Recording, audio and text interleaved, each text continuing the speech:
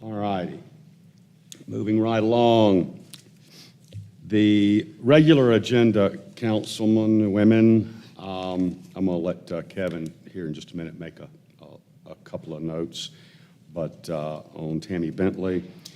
But also, we've added a closed session to this evening's meeting. This is to discuss attorney-client litigation.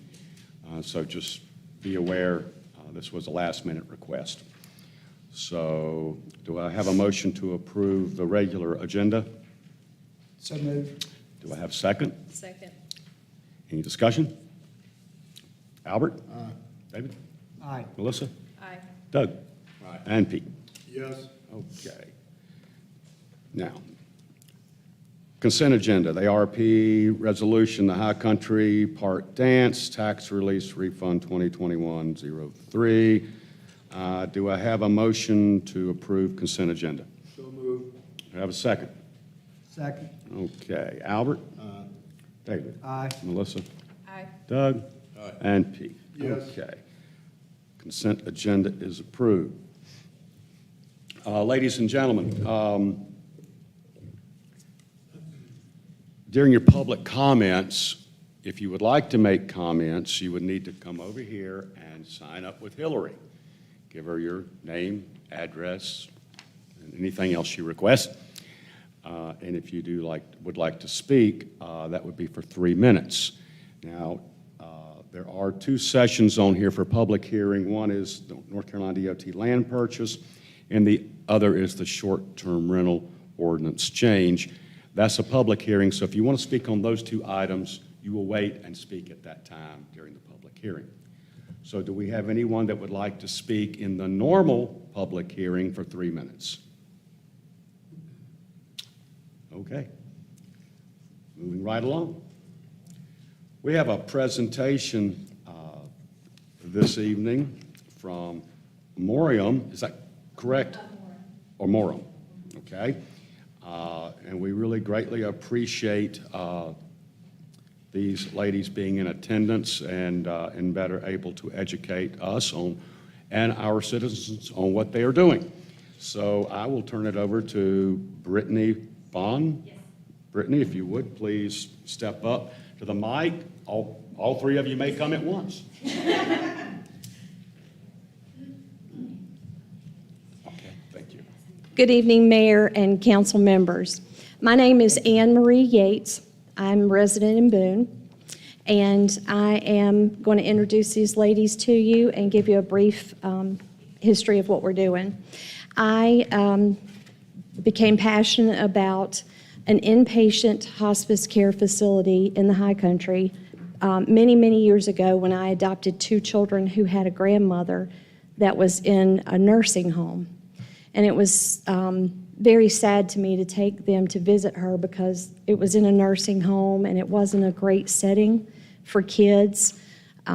So I started learning about all the procedures that we had to go through, and years later, a dear friend of mine also needed the services of an inpatient care unit. And you'll hear more about him in a minute. But that got the ball rolling in a powerful way. We have completed all of our certificate of needs with the state. We have a special needs permit to extend the beds. So I'm going to ask Evelyn Pierce to come up and tell you her story. Hello, everyone. Thank you so much for taking the time to hear us today. As she said, my name is Evelyn Pierce, born and raised in Watauga County. My father was born and raised in Watauga County. And in the fall of 2019, end of August, he got sick, and we ended up in Mission Hospital in Asheville, North Carolina. We spent about 3.5 months at Mission Hospital, and after discussions with his doctor and family, they decided that inpatient hospice care was his route, that would be best suited for him. So at that point, we started to look at where we could be inpatient. He needed round-the-clock care, and we could not go home and have nurses come to us. So we tried Caldwell County first, because that would be the closest to us here in Watauga County. and they were at maximum capacity. So we had to look a little further out. We found Burke County, Burke Hospice and Palliative Care, and they had a spot open for us. And so on December 2nd, 2019, we moved him to Burke County Hospice. And from the second that we walked into those doors, they loved on my dad. They took care of his emotional needs and his physical needs, but then they also took care of us. We became their family, and they went above and beyond the call of duty. I think hospice nurses are just angels on earth. And so for 19 beautiful days, we got to be daughters and friends and wives and not caregivers. And it was this home setting that we felt comfortable in. And my grandmother, who was 81 at the time, made that trip over 50 miles to see her baby boy every single day. And so, like I said, we spent those 19 beautiful days there. But my father, at 54 years old, he had spent his entire life in Watauga County, and he could not pass away in his beloved mountains because we don't have an inpatient facility for our community members here. And so from that very day, our passion just took off, and we decided to just turn our pain into purpose and hit the ground running with what we could do for our community members. And what we can do is have an inpatient facility here in our county if the need were to arise for end-of-life care. It's not something that you want to think about ahead of time, but that it's inevitable. We all need to think about that. And I know that I'm not the only one with a story. And so that's why we just want better for our community, and we want to get the word out about what we're doing. And like I said, just be the feet on the ground to get this rolling, but it's going to take a village to get this building up and going, and we want the community members of Watauga, Ash, and Avery to be our village. And so like I said, I just so appreciate you taking the time to let us get this information out, and I'm going to turn it over to Brittany Bond now, and she's going to give you the specs of what we're working on. Thank you, Evelyn. Yes. Yes, actually, if we can go ahead and advance to the next slide. So my name is Brittany Bond. I'm the Director of Development with Amorum. We're formerly Caldwell Hospice and Palliative Care and Burke Hospice and Palliative Care. And we have provided hospice and palliative medicine services in the high country of Watauga, Ashe, and Avery County since 2014. And our mission is to provide thoughtful, loving, quality care for our patients and support to their families, and to provide education and grief support to the communities that we serve. And our vision is to transform the way that the communities we serve experience end-of-life care. And a couple of years ago, or a little less than a couple of years ago, we were approached by a very enthusiastic group of Watauga County community members who shared the need and the desire to bring a hospice inpatient care unit to the high country. So you heard Evelyn's story and the experience that they had with her father at a patient care unit that is, a 2-hour round trip away from the high country. So since we've served here since 2014, our organization has recognized the need for a facility that can provide expert medical care for hospice patients. And when I say hospice patients, we serve anyone in the community who has a terminal illness and has a life expectancy of 6 months or less. So primarily, those services are provided in a person's home. So when you think of a hospice nurse, of a hospice team that's going to come and provide this expert care to keep this patient's symptoms managed, to make them comfortable, to educate their family, you think about that in the home. But there are times that pain, symptoms, needs at end of life can't be managed at home, no matter what the support that you have in the home. And right now, the only option for that level of care, if you have symptoms that need to be controlled or pain that needs to be controlled, is to either go down the mountain to a hospice patient care unit or to go into the hospital for those interventions. So our goal is to bring a 7-bed patient care unit to Watauga County. We have a beautiful piece of property off of Archie Carroll Road, and we have actually just built our palliative care center, our administrative office building, which is the home of our hospice and palliative care team in the high country. So the building that you can see on the right is the building that's there currently. So we've just opened that building. We're very excited about it. And the building that we are currently raising funds to create is the building on the left, and that will be the 7-bed patient care unit. Do you mind to advance to the next slide? So it will be 7 beds. There's 9,000 square feet. Each patient room will have its own private outdoor space. So, and our property has a creek that runs along the back of it, so each patient will be able to go out into their private outdoor space and to be able to back onto the creek there. And each room has its own private restroom. And we have, we've provided hospice care in an inpatient setting. Amorum has for over 35 years now. We built the first inpatient hospice unit in the state of North Carolina. So the one in Lenoir, the 6-bed patient care unit there, was the first one. So we have a lot of experience and a lot of knowledge about what makes a patient care unit experience great. And part of that includes having access to family spaces. So our facility will have a family living room, a patient family kitchen, a dining room, and a chapel. So this facility will be available for patients who have pain or symptom control that can't be managed in their home. Also, we will have the option for respite care for patients. So anyone who is receiving hospice services can receive up to 5 days of respite care every 30 days, and that can be provided at our patient care unit as well. So these are amenities that will greatly improve the scope of what we're able to do for the patients that we serve in hospice care in the High Country. And so our goal today is to come to you all and share about this project and about the impact that we hope to have on the lives of the folks who are aging in this community and who may need the support of hospice care and their families. Because watching your loved one deal with the kinds of things that they deal with at end of life and deal with pain and symptom control issues and not having a good option that's not the hospital setting or, you know, traveling out of your home community, it's incredibly, I mean, that's a difficult thing to deal with. It's a difficult choice to make, to decide, you know, do we take my loved one to the hospital? Do we travel this far away? So having access to this service in your home community can make a big difference in the quality of life of the patients and of their families.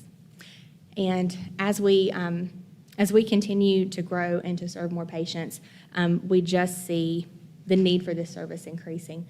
So we hope to share today with this community what we're planning to bring, the work that we're planning to do. We're currently in the silent phase of our fundraising campaign, and we're planning to go public in just a few weeks. And we very much would hope that anyone in the community who would have a heart for this project or would like more information, we would like to connect with anyone who would be willing to support us in the work that we're doing to bring this service to the community. So. Questions? Any questions from our council? All I can say is I guess I'm very partial to this project because my daughter works for you. And I've seen what she does day in and day out working with hospice care, and she's remarkable. I mean, to do what they do is something I just couldn't do. I mean, and deal with it, you know, each day. The need for this, we've tried before getting my sister before she passed away. The beds were full down there. I mean, we couldn't get her in, so she ended up dying in the hospital. But I mean, it's a very big need for this, and congratulations to y'all for trying to get this done. Well, thank you. Thank you for that. And just to reference the point that you made, I crunched some numbers looking at the last fiscal year of the patients that we served in the High Country. 25% of those patients passed away in the hospital setting. And those were patients who needed that symptom and pain control at end of life. It often happens when patients are in the last days of their life. Those are services that they need. And in comparison, the service areas that we have down the mountain in Caldwell County and Burke County, those patients, I think about 6% of those patients passed away in a hospital setting because they had access to the patient care unit. So again, the difference in the quality of life that access to a patient care unit can make is tremendous. And we're just very grateful to have the opportunity to share about this project. And we are incredibly grateful for the support that we have already received from the community. We have a goal of raising about $8 million to make this facility happen, and we are about a quarter of the way there already. So we're very, very grateful for the support we've already received, and we look forward to making this happen. How will people contact you for additional information or to make contributions? They can reach out to us at just at our main phone number, which is 828-754-0101. And they can also find more information about the project at our website, which is amoremsupport.org. Okay, could you spell that, please? Just AMOREM support SUPPORT.org. Good. Thank you very much. Thank you all. Everything you do. Thank you so much. We appreciate it. You know, just recently, we lost a very, very fine employee here in the town of Blowing Rock, Tammy Lynn Bentley. I'm going to let Kevin Rothrock make a few comments. Thank you, Mayor. Most of you already know, but for some that don't know, Tammy Bentley passed away April 19th, and she was an incredible member of our town hall team. She worked for us, I want to say, almost 12 years in Planning and Inspections Office, and she was not just a secretary or administrative assistant. She was a certified zoning official. She had done all that work to be certified.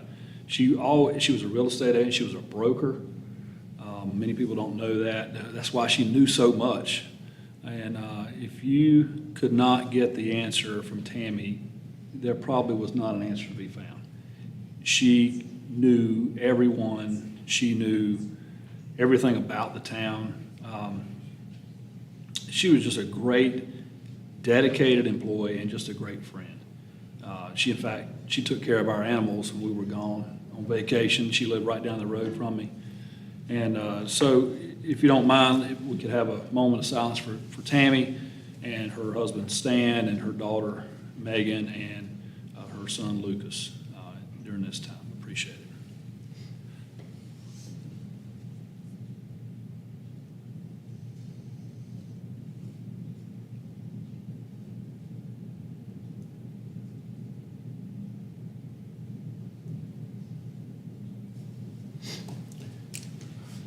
Thank you, Kevin. Thank you. Thank you. She was a true asset to our community. Okay, moving right along. Ladies, thanks again. Have a good evening. We have two public hearings tonight. One is the NCDOT land purchase. I'll let Kevin Rothrock lead off with this and give us the details.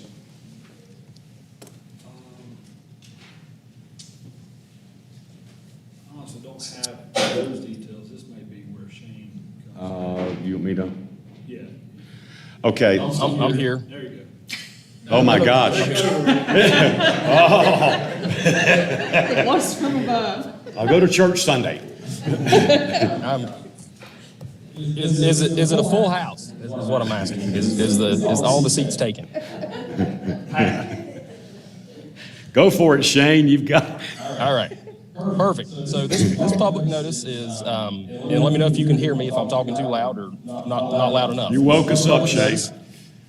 I apologize. That's Thomas's doings on the speaker volumes. But the public notice is in regards to the piece of property that's across from Food Line, the DOT property that we made the commitment to purchase way back at the end of 2019. We finally got through the red tape, so to speak, with DOT and committed to the closing. After we were able to move forward with the purchase of the property, it was made aware to us that we should have entered or should have conducted a public hearing based on the financing agreement with our bank, UCB.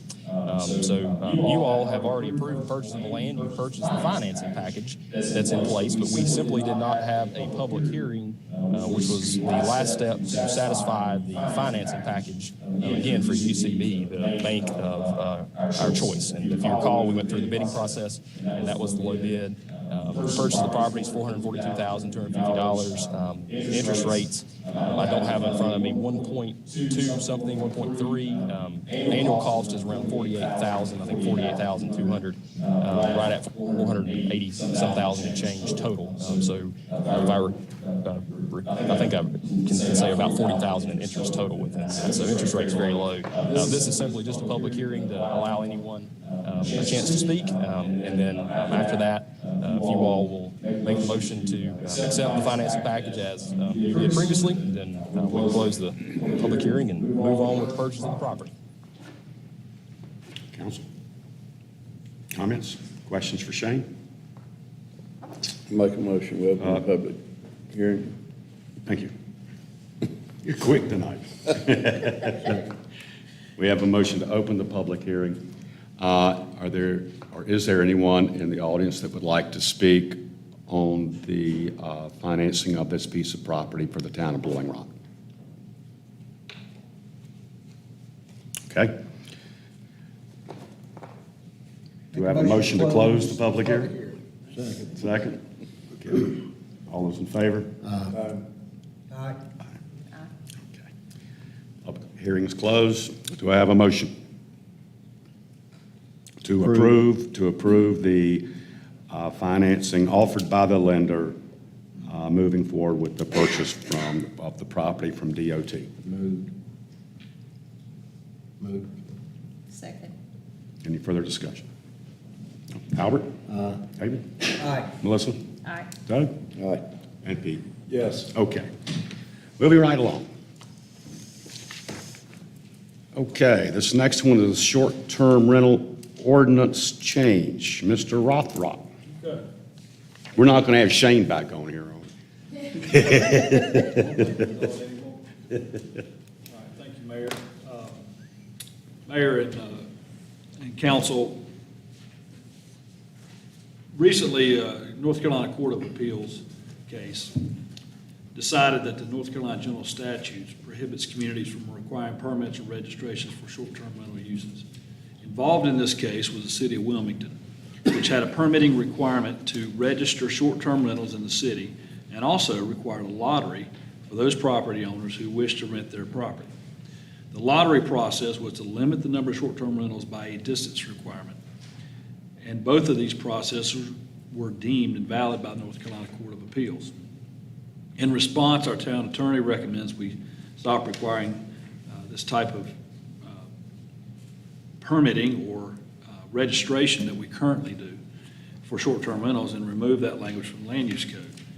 The ordinance, our land use ordinance, will still require some of the provisions about smoke detectors, 911 address postings, and other information that's critical to someone that's a tenant of a short-term rental. The Planning Board reviewed this draft ordinance in April and recommended approval as written.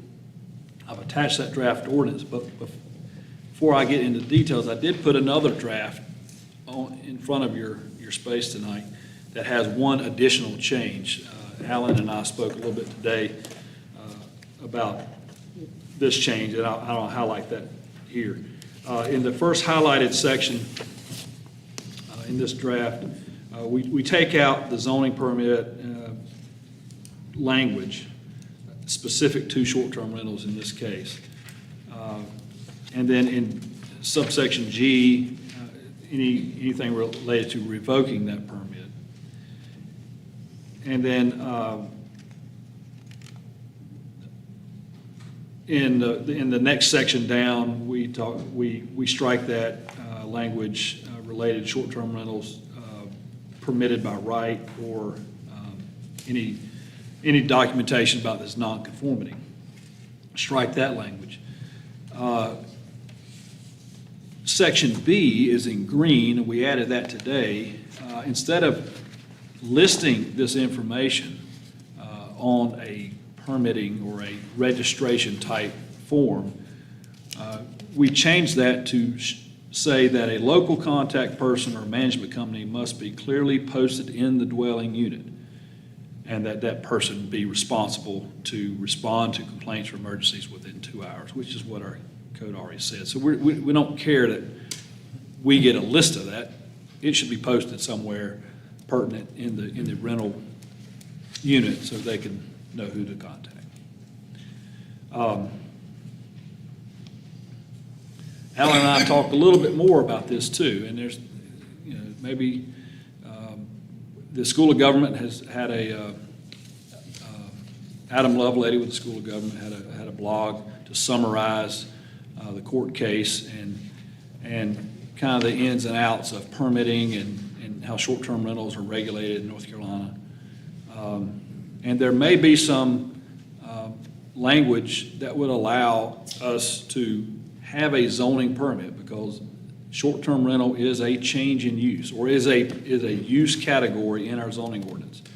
So if you change from single family or just a dwelling unit and you want to rent it short-term, that would be a change in use. And conceivably, we could require a zoning permit to make that change, to make sure these things are in place related to smoke detectors, carbon monoxide, 911 addressing, and the things that we're asking for. So, Alan, did I pretty close to what we talked about today?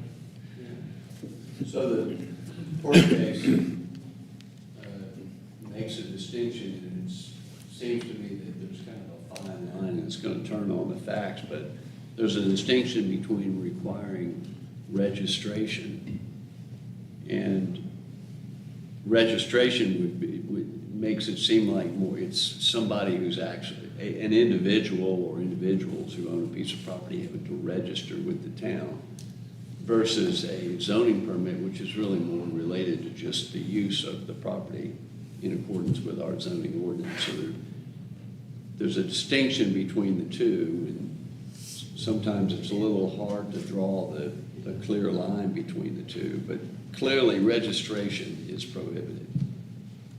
So what we're trying to do is balance, our need to, from a health, safety, and welfare standpoint, to regulate short-term rentals, but at the same time, not run afoul of this Court of Appeals decision. One last thing I want to be clear on is that we are not expanding short-term rentals to any new zoning districts or restricting them from those districts that they're allowed. It has no bearing on what this ordinance change is. So I want to make that clear. Be glad to answer any questions. Council, any questions for Kevin? I'm just wondering, you've crossed out section G, is that correct? Yes, sir. And another one down here. Can you explain that? Well, it made reference to a permit, which was part of how we started this about 3 years ago, to apply for a short-term rental permit. And we're trying to remove that language so that it's not a reference. Trying to be consistent with the statute. Well, that one too. That's right. I mean, I'm just asking, Kevin, I'm not complaining. You're taking out the revocation process, it appears, for violations of the town code. That's what I want to know why. Those violations are not going to be tied to their permit. If we require a zoning permit, those violations are not going to be tied to it. Those violations would be violations of town code and would be penalized as such. So if they've got a noise issue, just like anybody else that doesn't have short-term rental, that's going to be prosecuted by the police based on their noise ordinance violation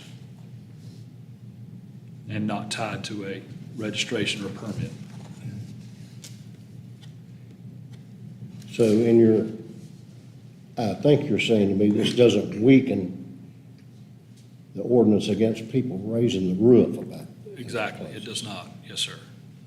Ordinance still stands with issues related to dogs running loose, noise, other violations of the town code. Yes, sir. You concur in that, Alan? Okay. On that issue of what you were just talking about, complaint driven, I think we have a ordinance that we put in on trash also, that they have a certain time, well, I think it's townwide to have their containers put back to where they don't sit out there all week also. Is that 48 That's right. hours? We already have that. Is that Yeah, 48 that's hours? already in there. We did make reference to it, and it's in here, item D, and it's still in there. We just brought that out of the town code and made it be addressed in short-term rental, just so they know about it. It applies to everybody. But those that are renting short-term, they're not here all the time, although it's an area they're allowed to do it. They may not know what the rules are related to trash.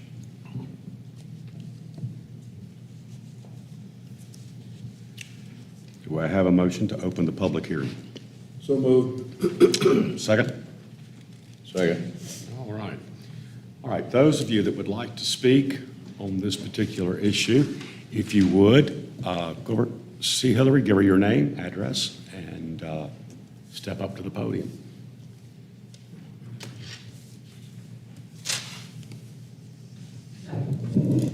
That's fine, From go ahead. here? Just give us your name, your address. My name is Jane Sellers, not related to the mayor, but spelled the same way. And my address here is 412 Wonderland Drive, Blowing Rock. My name is Janie, I go by Janie Sellers, and homeowner here for about 5 years and visitor prior to that for many years. And I am a lawyer by profession, retired recently, and also a member of the board of the Blowing Rock Civic Association. I've had as my assignment on the board to pay attention to the topic of short-term rentals. And as such, I've followed the City of Wilmington case, among others, and agree with what Mr. Mosley and Mr. Rothrock have said about the impact of that case on the town's ability to have permits of the type that you've had before. And I did see that School of Government piece that Mr. Lovelady wrote, and I think that's an interesting possibility. I didn't see your language, how you've changed did you change it in here yet, or that's something you're thinking about? No, Okay. we didn't address. Haven't done that yet. Yeah, we didn't address the idea of a permit. Right, the change of use But our permit. land use code already requires that. Okay, I understand. The other thing on the permits I would mention is that in the statute that the City of Wilmington case was based on, there was an exception in there for requiring permits for properties that have multiple violations. I think it's more than 4 in a year or 2 in a 30-day period. So it's a little bit like Mr. Yount was talking about. You can't revoke a permit if you don't have a permit, so I understand the need for removing that section G, I guess it was. But I do think it would be possible, if it comes up, that you have multiple violations in these periods of time to actually have a permit requirement or a registration requirement. But let me back up a little bit and say that the court did hold that the zoning overlay districts like we have for short-term rentals that are permitted or not permitted was fine, so we can certainly keep that. And also that you could have other regulations like we have to promote health, safety, and welfare for visitors and residents. And I certainly support those goals and support, keeping things like that in place. One of the things that concerned me about removing the permit requirement is I went on the town website to try to find out where it tells people what the rules are about short-term rentals there, if my house was in the right area, if I wanted to rent it in that fashion, and I couldn't find it anywhere. And other than the ordinance itself, which is kind of buried in the land use code, and I don't think would come to people's attention very well. Where that information was nicely laid out was on the permit application. Like the page and a half of the permit application is really a listing of all the rules that are applicable to people who are doing the short-term rentals. And I did have a conversation with Mr. Fox, who may or may not still be in the ceiling. Still here.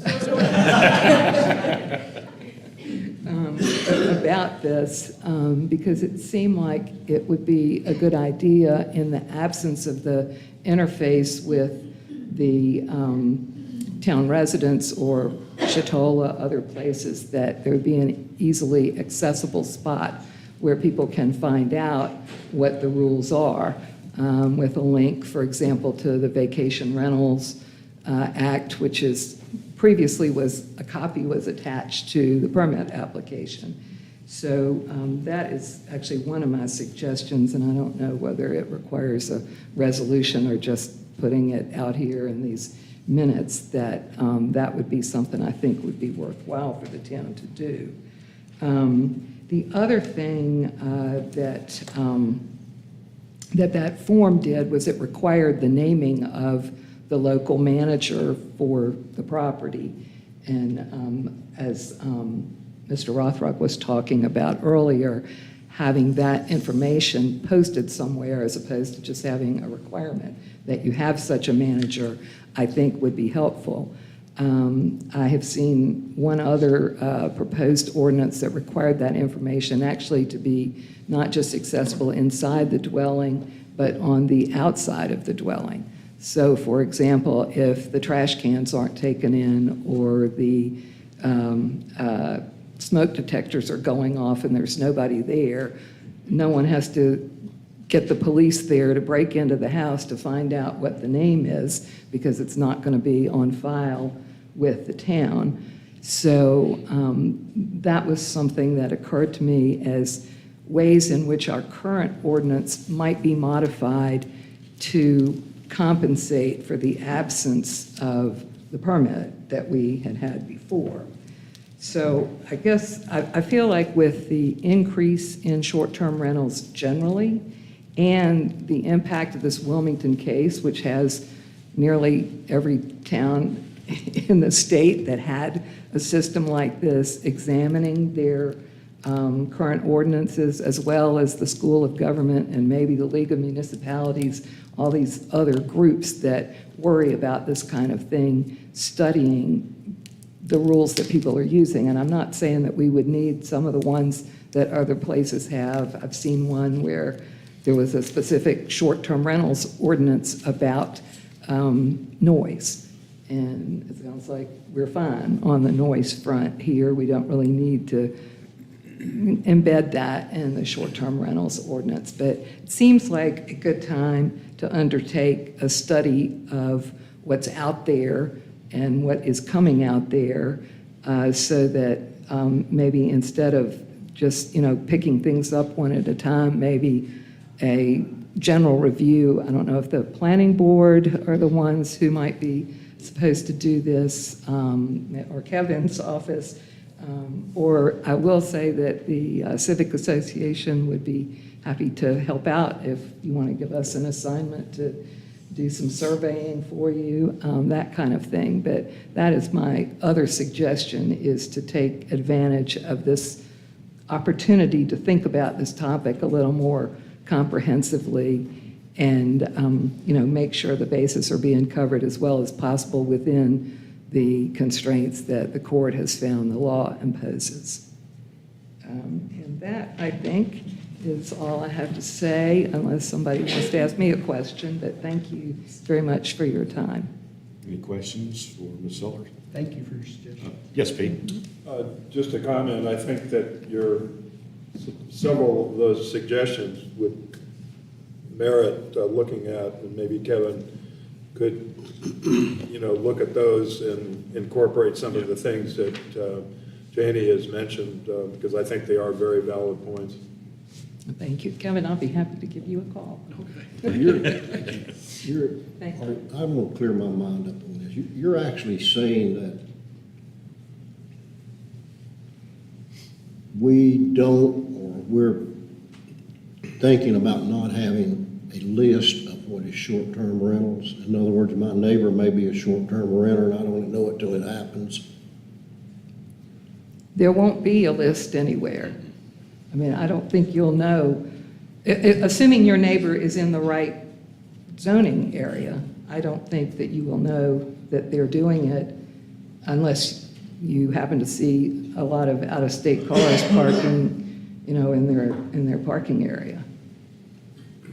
Well, I'm interested also in your identifying somewhere on the outside of the house who to call, et cetera, because that's certainly going to be cheaper than replacing a door that the police knocked down. Maybe that Or could alarm, or alarm clock. be. Right. Yeah. So I think that merits thinking about. We were at Wes and I were at the conference in Wilmington, and that was probably the biggest topic talked about by everybody when we would get together and have our little meetings. And a lot of the little towns are waiting to see what the bigger ones are going to do before they make any move right now. So it was interesting. Ms. Sellers, thank you. Thank you. Mr. Thank you so much for your hard work, and I appreciate your input. Well, this has been a fascinating topic, and I look forward to it coming to a conclusion. Thank you. Thank you. We have two former chairmen of the planning board. You guys want to Yeah. say anything? Well, I think the matter at hand is to rid our current ordinance of this permitting. But I do think that we could ask the planning board to look at some of those recommendations and come back to us. But I would say that let's take care of the matter at hand tonight. Got it. Pete? Can you do that? I'll Go ahead. echo David's comments. Okay. Kevin? Alan, do you concur? Are we okay? Yeah. I don't think that we necessarily need to rush into adopting this change. I'm curious as to whether, because this is such a hot topic, controversial topic, one that everyone's talking about, then you have to assume that there are lots of towns that are going through the same process that Roaring Rock is going through. And I would also imagine that Adam at the School of Government is being called upon constantly to tell folks whether what they're suggesting and proposing is he believes is consistent with the Court of Appeals decision. So maybe if we give it a little bit more time and try to borrow from the wisdom of others, we can make sure that we're doing everything we should, doing as much as we can, without, again, running afoul of the Court of Appeals decision. But take care of this. Are you saying push pause on this? Yeah. That's what I'm saying. I'm saying give us a little bit more time, and maybe we'll tweak it a little bit more. Okay. So maybe we should table this along with sending it back to planning board to Well, look at the other suggestions and bring we- it all back to us at one time. Yeah, we could do that, but we need to make sure, do we have anyone else that would like to speak on this matter in the audience? Do I have a motion? Yes. One more thing, I think, Kevin's fully aware of the Court of Appeals decision, and so he's going to, in the meantime, adhere to what we understand the decision, what the decision says with respect to what he can and can't do. I'm just suggesting that if we might can do a better fine tuning of this than we have at this very moment. Makes sense. Okay. I agree. Do we have a motion to close the public hearing? Second. Do we have a second? Second. Now, who would like to make a motion to move forward with this or table it until planning board comes back to the council with revisions? Go ahead. You started it. Thanks, guys. How about this? So based on the recommendation of our town attorney, There you go. Yeah, pass the buck. I make a motion that we table the current changes given to us and send back to the planning board to bring further recommendations to us. Second. Any further discussion? Albert? David? Aye. Melissa? Aye. Doug? Aye.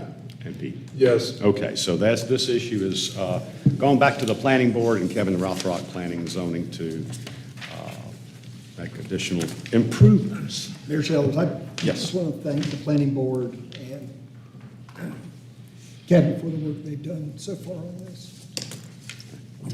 Don't cry. It's very emotional. It is, isn't it? I know you miss it, you know. Do you want to go back to planning? Allergies, man. No, it's Albert. I have the same problem. I start sneezing and stuff. Okay. Quit trying to butter up. Yes. Thank you, sir. Okay, under regular agenda, we have the park and recreational pool fees. Ms. Jennifer Brown.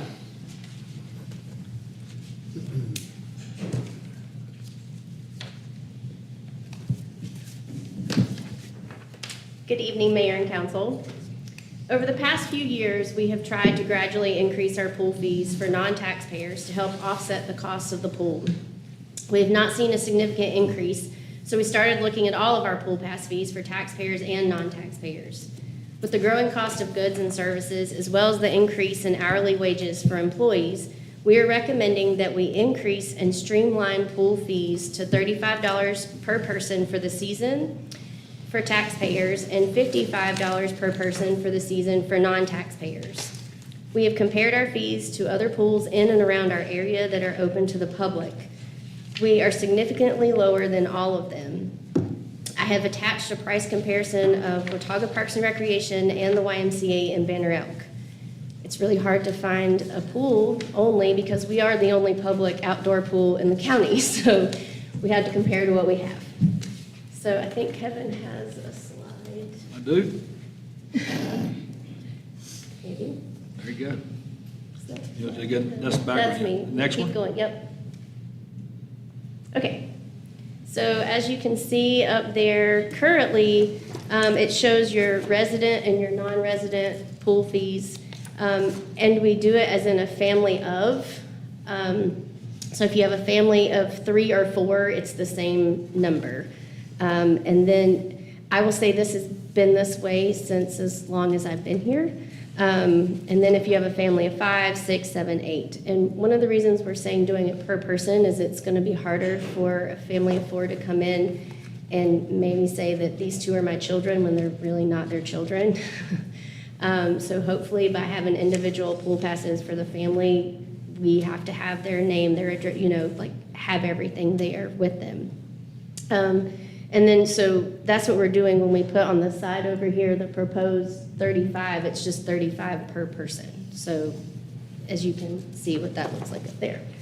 If you look at Watauga Parks and Recreation and YMCA comparison, they obviously offer more than just swimming. And their resident price and non-resident price, I mean, we're still kind of right there in comparison to what they offer, but we just have the pool, so. If you go to the next slide, Kevin. So what we did is back in 2009, before COVID related, we took what we sold in pool pass memberships and we, on the other side, compared it as what if we had charged these prices then. And if you look, then we had $48,380 sold in pool passes. And if we were charging the prices that we're recommending now, we would have made $80,340. So it was almost double of what we would have made. So that's why we're recommending what we're recommending and hoping that it will help offset some of our costs. Ms. Brown, haven't we been losing money on the pool the last few years with operations? We lose money on the pool every year. There's probably very few pools in America that ever make money. So we will never make money on the pool. But Not off admission. no. And there's so many different variables to the pool. There's weather, there's our chemicals. I mean, we just can't say here, it's not like summer camp where we can say, we'll have this many kids and it's gonna be great. Well, we don't, if we have a rainy summer, then that's a lot of the time that our pool isn't open. Or, if we have a really hot summer, then that affects your chemicals and keeping your pool balanced. So there's just a lot to it to really be able to know how much it's gonna cost to operate the pool. Yes. Jennifer, if we approve this new rate, it's basically just getting us back to a break-even point, right? Ish. Hopefully. I mean, I don't know if it'll be break even. I think we're just trying to help offset more of the cost that it's causing us to run the pool. Okay, thank you.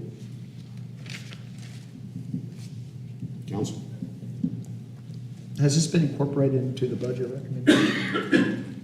I don't know if it was incorporated into the budget recommendation. Yeah, I have not seen it. So, It was. oh, Shane, yes, was. it was. Voice from above, yeah. He came out of the ceiling. We can't get rid of him, can we? Yes. Well, before he speaks again, I'll make a motion. We have a motion on the floor. We have a second. Pete seconded. Any further discussion? Okay, Albert? David? Aye. Melissa? Aye. Doug? Aye. Pete? Yes. Okay. Thank you. Thanks for your hard work. Thank you. Thank you. Okay.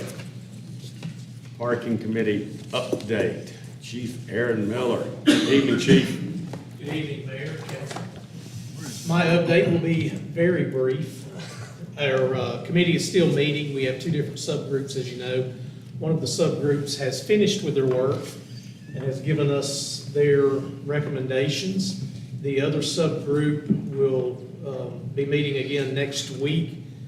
The meeting's been postponed from this Friday to the following Friday, so hopefully that'll be their last meeting, and we can get their recommendations, and then hopefully we can have some real information to bring to the council. It might be a little overly ambitious to say the June meeting, but hopefully by the July meeting at the latest. So that's where we're at. Thank you, Chief. Do y'all have any questions for Chief, guys? Melissa's group with Hurry would be all right. It ain't Melissa's group, Doug. Thank you, Chief Aaron. All right, moving right along. Official reports and comments. Well, as mayor, I want to once again thank the council, current and previous, for what they have done with our little town. We have our new traffic lights and pedestrian crossings up. They're looking good.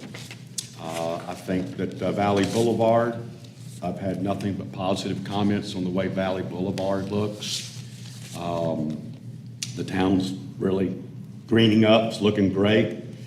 And of course, as we all know, TDA pays for a lot of that, particularly Valley Boulevard maintenance. If you haven't seen the new walkway coming up Broil Hill, from Broil Hill Lake up to Legion Hall, it's almost complete. I've looked at it from a distance, it's really looking good. So my hat's off to Parks and Rec and all the others that are involved. And everybody's moving forward and being proactive instead of reactive. I like that. So, and I want to thank you all for attending this evening. Moving right along, Mr. Johnson, any comments?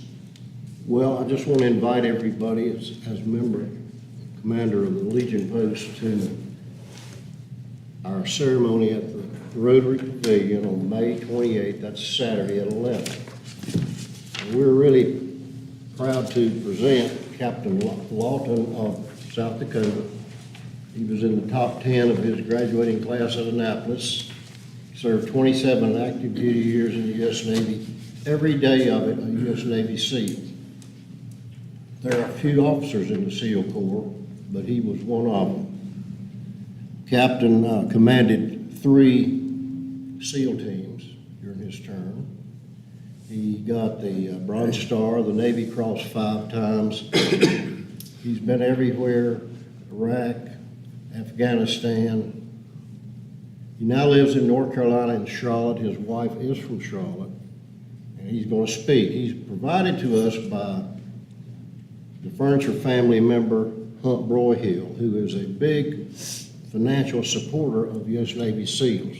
For what reason, I don't know, but I'll find out. So we're inviting everybody. We're lucky to have a man of this stature here. And that is what time on? 11 o'clock Saturday the 28th. Thank you, Albert. He is the real deal. You're the real deal. I have actually seen, when I was in the Navy, some SEALs training. Let me assure you, I don't think I would make one day with those people.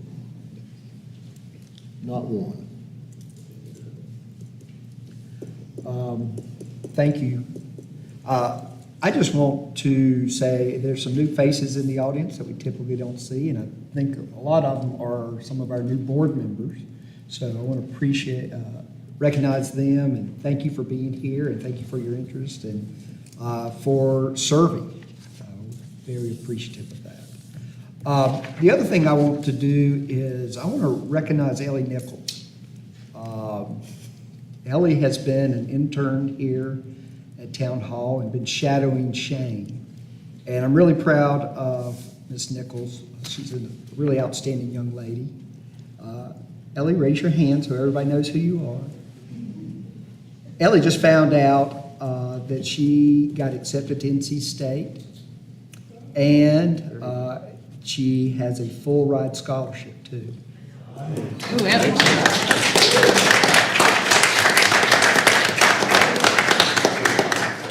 I have known Ellie most of her life, and she is Blowing Rock bred and raised, and I'm extremely proud of her. Congratulations. Go Pack. Listen. I can't follow that. Oh, yeah, you're just so proud of yourself. Actually, I'm kind of quiet. Believe it or not, this month I'm quiet. Okay. No comment from the peanut gallery. Doug.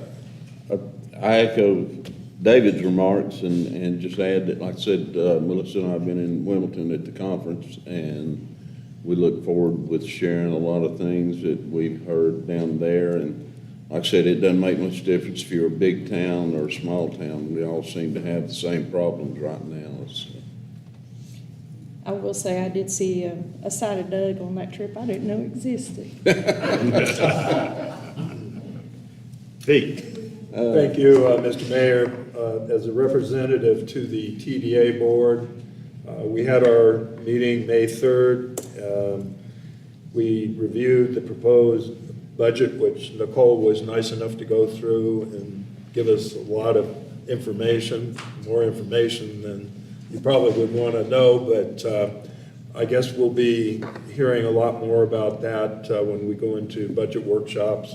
So that would be one thing.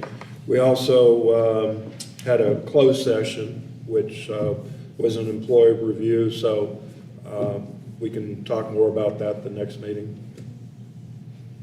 Thank you. Thank you, Pete. Mr. Mosley? Shane Fox. Yes, sir. I would just give an update. The budgets are in front of you, and they've been made available to the public. They'll be online first thing in the morning, and our workshop is scheduled for next week, Tuesday at 1 p.m. Our public hearing is scheduled for Tuesday, June the 14th. And everything else, I think, was covered. Thank you, Mr. Fox. This is taking our meetings to a new level. All right, well, ladies and gentlemen, we will be going into closed session to discuss litigation. We want to thank you so much for attending this evening. I don't think any decisions will be made from that when we come back into open session. But thank you so much for coming. Thank you for taking the time out of your busy days.